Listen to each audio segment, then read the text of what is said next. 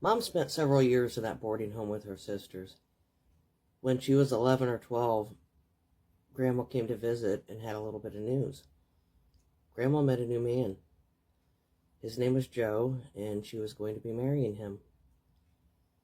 Now, with Grandma being married and with both of their incomes, they could afford to bring all four girls home. However, Mom had to agree to be their primary caretaker.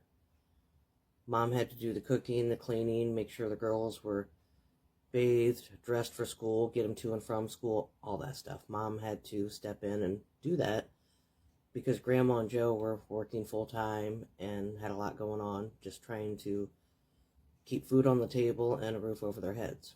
And of course, Mom agreed to that. She wanted out of that hellhole. So, Joe was a really great guy, and to be honest, I've always considered Joe to be my grandfather and not Richard.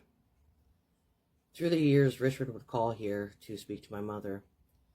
He wouldn't even acknowledge who I was. He'd just, let me talk to your mother. That was it. No, how you doing? Nothing.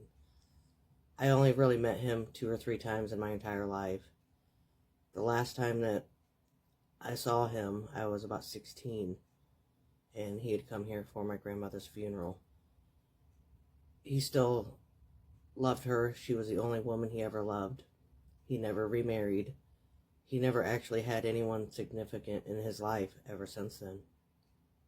He just always wanted her, and she wanted nothing to do with him. She had not spoken to him in decades. But Joe was different. He was a heavy drinker, but not violent.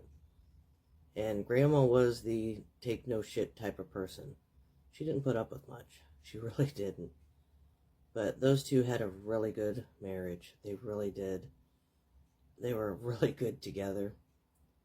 And like I said, Joe was basically my grandfather.